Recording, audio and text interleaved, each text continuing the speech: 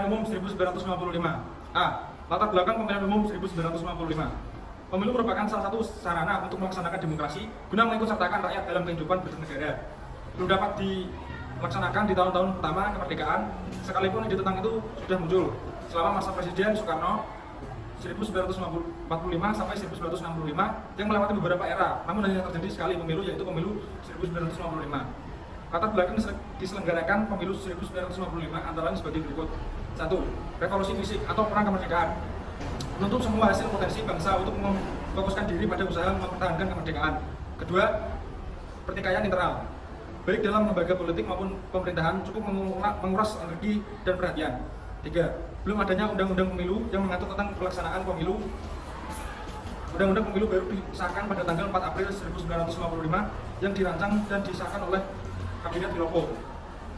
B. Pelaksanaan pemilu umum 1955.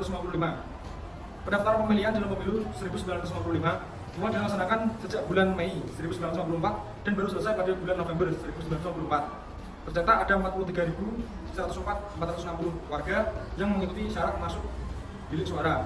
Dan jumlah itu sebanyak 87,65% atau 37.875.229 yang menggunakan hak pilihnya pada hasil pemilihan umum. Berikut adalah hasil dari pemilihan umum. 1. Hasil pemilu tahap 1 pada tanggal 29 September 1955, lebih dari 39 juta rakyat Indonesia memberikan suaranya di kotak-kotak suara. Hasil pemilihan umum 1 yang diikuti 122 kontestan pemilu 1955, hanya 28 kontestan. 3 di antaranya perseorangan yang berhasil memperoleh kursi. 4 partai besar secara berturut-turut memenangkan kursi Partai Nasional Indonesia. 2. Hasil pemilihan tahap 2. Jumlah kursi anggota konstituente dipilih sebanyak 520, tetapi di Irian Barat yang memilih jatah 6 kursi tidak ada pemilihan, maka kursi yang dipilih hanya 514.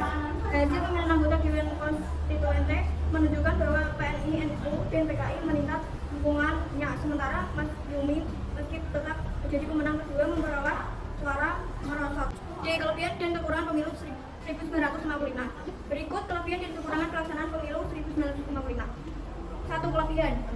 A. Tingkat partisipasi rakyat sangat besar, ada sekitar 90% dari semua warga yang punya hak pilih ikut berpartisipasi. B. Lebih dari 39 juta orang memberikan hak suaranya dan mewakili 91,5% dari para pemilih pendaftar. C. Persentase suara sah yang besar, ada 80% dari suara yang masuk, padahal 70% penduduk Indonesia masih buta huruf. D. Pemilu berjalan aman, tertib dan disiplin, serta jauh dari unsur kekerasan dan kecurangan. 2. Kekurangan pemilu.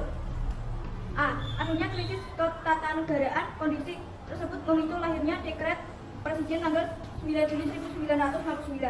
Hal tersebut dikarenakan kegagalan Dewan Konstituente dalam menghasilkan konstitusi baru. B. Tidak ada parpol yang memperoleh suara mayoritas mutlak. Tidak adanya pemenang mayoritas pada saat itu mengakibatkan sistem pemerintah tidak stabil karena kekuasaan terbagi ke dalam berbagai aliran politik. C. Kekecewaan di partai politik. Jumlah partai lebih bertambah banyak daripada berkurang dengan 28 partai mendapat kursi. Sistem ekonomi Alibaba. Sistem ekonomi Alibaba diprakarsai oleh Iskak Sujokerto, Menteri Perekonomian Kabinet Ali. Tujuannya program ini yaitu sebagai berikut. 1. Untuk memajukan pengusaha pribumi agar para manusia pribumi bekerjasama memajukan ekonomi nasional. Pertumbuhan dan perkembangan pengusaha swasta nasional pribumi dalam rangka merubah ekonomi kolonial menjadi ekonomi nasional. Memajukan ekonomi Indonesia perlu adanya kerjasama antara pengusaha pribumi dan non-pribumi. Ali digambarkan sebagai pengusaha pribumi, sedangkan Alibaba digambarkan sebagai pengusaha non-pribumi, khususnya Cina.